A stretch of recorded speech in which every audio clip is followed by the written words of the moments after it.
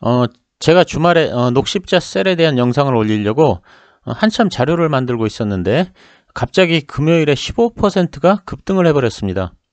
딱 하루가 늦어서 주가가 상승을 해버린 상태인데 그래서 영상을 올릴지 말지 고민하다가 어차피 자료는 다 수집을 해둔 상태이고 그리고 추가 상승이나 조정 후 상승의 가능성도 큰 종목이어서 그냥 영상을 올리기로 했습니다. 녹십자셀이 금요일에 급등을 하고 거래량도 역대급으로 터졌습니다. 그러자 언론이나 주식 전문가들은 코로나의 혈장치료제 15건 사용 승인 때문에 상승을 했다고 합니다. 하지만 이 재료는 GC 녹십자와 관계가 있는 것이고 녹십자셀과는 별 관계가 없습니다. 따라서 이 재료 때문에 급등이 나왔다고는 생각하지 않습니다. 제가 조만간 녹십자셀이 한 번쯤 시세를 줄 것이라고 생각한 이유는 여러 가지가 있습니다. 첫째로 박셀바이오의 급등입니다. 박셀바이오는 10월 21일에 주가가 22,250원이었는데 지금은 129,000원입니다. 약 50일 만에 무려 480%가 급등했습니다. 박셀바이오가 급등한 이유는 동사의 파이프라인 중 하나가 췌장암 환자에게서 완전 관해 현상이 나타났기 때문입니다. 즉 완치가 어려운 췌장암의 치료제로 박셀바이오가 가능성을 보여줬기 때문입니다. 둘째, 현대바이오도 12월 8일 상한가를 기록한 후 강세를 보이고 있습니다. 현대바이오가 동물을 대상으로 한 실험에서 먹는 코로나 치료제가 효과를 발휘했다는 소식 때문이었습니다. 물론 코로나19 치료제의 가능성 때문에 현대바이오가 급등했지만 현대바이오는 원래 췌장암 치료제 개발 회사입니다. 현대바이오는 동물 실험에서 무독성 약물로 췌장암을 완치한 경험이 있으며 호주에서 췌장암 치료제인 폴리탁셀의 글로벌 임상을 진행한다고 12월 1일에 밝힌 바 있습니다. 췌장암 치료의 기대주에는 이 두 개 회사 외에 녹십자 셀이 있습니다. 그래서 췌장암 치료제 관련 회사들의 주가가 상승할 경우 녹십자 셀도 한번 상승이 나올 것으로 예상되었습니다. 하지만 이 재료 때문에 영상을 올리기로 한 건 아닙니다. 재료가 있다 할지라도 회사 자체가 성장 가능성이 적다고 생각하면 영상을 올리지 않았을 것입니다. 하지만 녹십자셀은 조만간 재평가가 임박한 기업이라고 판단하여 영상을 올리게 되었습니다. 녹십자셀이 왜 재평가가 임박한 기업인지에 대해서 알아보겠습니다. 첫째, 췌장암 치료제의 가능성입니다. 췌장암을 이식한 G 실험에서 녹십자셀의 후보 물질인 메소텔린 CAR-T를 두 번에 걸쳐 투여하자 암세포가 100% 사멸했습니다.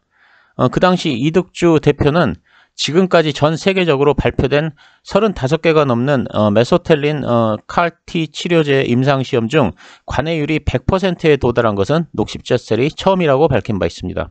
현재 FDA 전임상 신청을 위한 자료를 준비 중입니다. 그 외에 녹십자셀의 대표 제품인 이뮨셀 LC의 재평가가 임박해 있습니다. 1세대 항암 치료제인 화학약품은 암세포를 죽이기는 하지만 정상세포까지 죽이는 부작용이 있었습니다. 암 치료를 받을 때 극심한 고통을 호소하고 머리카락이 빠지는 것들이 모두 1세대 항암 치료제의 부작용 때문입니다. 2세대는 표적 항암제로 암세포를 발현하는 특정 물질을 공격하지만 내성이 생겨 장기간 성과를 내기가 어려운 단점이 있었습니다. 이러한 단점을 최소화한 3세대 항암 치료제가 바로 면역세포 치료제입니다. 부작용이 적어 정상적인 삶을 살아가면서 치료할 수 있다는 장점이 있습니다. 녹십자셀은 3세대 항암 치료제인 이뮨셀 LC를 생산하고 있습니다.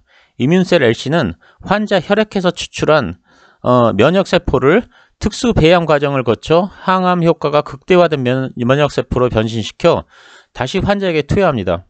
그러면 항암 효과가 커진 면역세포가 온 몸을 돌면서 암세포를 제거하고 재발을 방지합니다. 본인의 혈액에서 채취한 면역세포를 사용하므로 부작용도 없습니다. 이뮨셀 LC를 투여한 환자는 그렇지 않은 환자에 비해 생존기간이 1.5배였고 재발 비율도 37%나 줄었습니다. 이뮨셀 LC는 2007년 식품의약품안전청으로부터 간암 치료제로 허가를 받은 이후 국내에서 판매되고 있고 판매액도 꾸준히 증가하고 있습니다. 이뮨셀 LC는 췌장암과 뇌종양에도 효과가 있는 것으로 알려져 있습니다. 뇌종양 환자의 경우 이뮨셀 LC를 병행해 치료했을 때 생존기간이 1.5배 늘어났습니다. 녹십자셀은 이뮨셀 LC의 췌장암 3상을 식품의약품안전청에 신청했습니다. 특히 이뮨셀 LC는 메소틸렌 CAR-T와 병행치료 시 효과가 극대화될 것으로 예상하고 있습니다. 이러한 가능성을 인정하여 미국 FDA에서는 2018년 이뮨셀 LC를 간암, 췌장암, 뇌종양의 희귀의약품으로 지정했습니다. 보시는 글은 회사의 분기보고서에서 캡처한 내용입니다. 잘 안 보이실 테니 제가 한번 간단히 말씀드려 보겠습니다. 2018년 당사의 이뮨셀 LC주는 간세포암, 뇌종양, 췌장암 등 3가지 적응증에 대해 미국 FDA 희귀의약품 지정에 대한 승인을 취득했습니다. 임상시험 비용 지원 및 미국 내에서 실시된 임상시험 비용의 50% 세금 감면, 그리고 희귀의약품의 시장 독점 제도의 일환으로 희귀의약품 품목 허가 시 동일 질환의 치료 목적으로 동일 또는 유사 의약품의 허가를 금지하는 등의 혜택이 제공됩니다.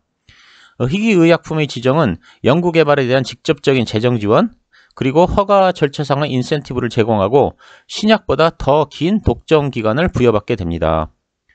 이렇게 해서 췌장암, 뇌종양, 간암에 대한 임상을 진행할 예정인데 우선은 간암부터 진행할 것입니다. 다들 아시다시피 우리나라 바이오 회사들은 미국에서 임상을 할 때 가장 문제가 되는 부분은 임상 3상입니다. 헬릭스미스나 HLB 등이 모두 임상 3상에서 문제가 생겼습니다. 임상에는 천문학적인 돈이 들어가는데 그 비용의 대부분이 임상 3상 단계에서 발생합니다. 하지만 희귀의약품으로 지정되면 임상 3상을 면제받기 때문에 임상 기간도 짧고 비용도 크게 들지 않습니다.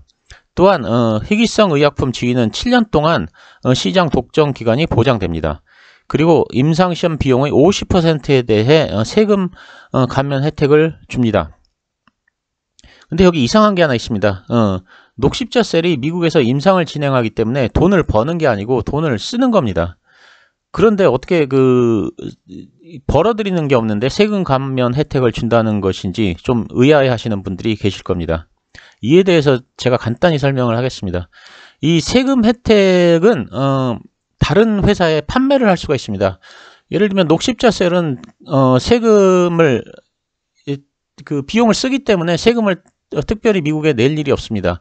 근데 만약에 이 비용으로 100억을 썼다 그러면 50억의 세금 감면 혜택을 받는다는 얘기는 이 50억의 혜택을 다른 회사에 양도할 수 있다는 얘기입니다. 예를 들면 이 50억의 세금 혜택을 미국의 애플사한테 판매할 수가 있습니다. 약 45억 정도에 판매를 하면 녹십자셀은 100억을 썼는데 45억 정도는 미국 정부에서 회수를 해주는 셈이 되고, 그리고 애플 입장에서는 세금 55억 원을 내야 되는데 45억 원짜리 증서를 사기 때문에 5억 원의 이익이 생기는 겁니다. 요즘 이 점에 대해서 간단히 말씀드리고요. 이뮨셀 LC는 이미 국내 식품의약품안전청으로부터 간암 치료제로 허가를 받아 국내 시판 중인 제품이기 때문에 그 효과가 입증되었습니다. 미국에서는 임상 2상만 완결하면 제품 허가가 나기 때문에 간암 치료제로 FDA의 승인을 받을 가능성이 매우 큽니다. 또한 임상 데이터가 아주 중요한데 녹십자셀이 국내에서 시행한 임상 3상 데이터와 그동안 국내에서 환자들을 치료하면서 축적해온 안전성 데이터를 활용해 미국에서 임상을 잘 마무리할 가능성이 매우 큽니다. 또한 녹십자셀은 이뮨셀 LC 제조 기술과 생산 노하우를 활용해서 CMO 사업을 하고 있습니다. 최근에 CMO 관련 기업들이 크게 상승한 것은 다들 아실 것입니다. 이에 대해서 상상인증권에서 리포트를 낸 것이 있습니다. 이 리포트는 CMO 공장의 성장 비전을 높게 보고 있습니다.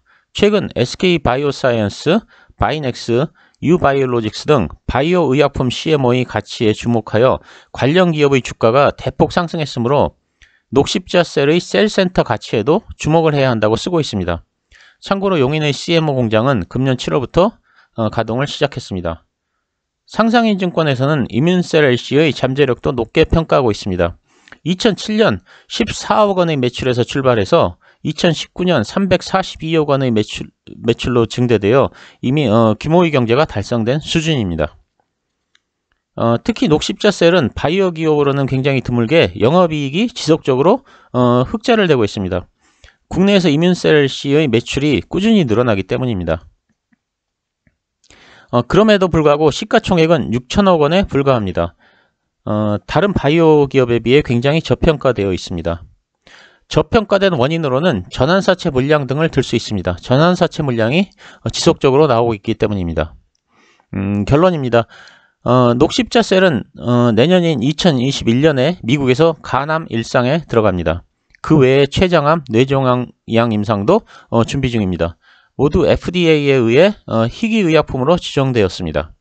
미국에서 임상 관련 소식이 전해올 때마다 주가는 상승을 할 것이고, 그리고 간암 관련 FDA 임상 이상을 성공적으로 마치면 주가는 아주 큰 폭으로 상승할 것입니다. CMO 사업 역시 상승 모멘텀으로 작용할 가능성이 있습니다. 그리고 국내에서 이뮨셀 LC의 매출 확대와 영업이익 증가 역시 녹십자셀에게는 호재입니다. 상승 모멘텀이 많은 주식이나 아직 시기적으로 좀 떨어져 있다는 단점이 있습니다. 하지만 주가는 언제 어떻게 반영될지 모르는 것이므로 항상 관심을 가질 필요가 있습니다. 감사합니다.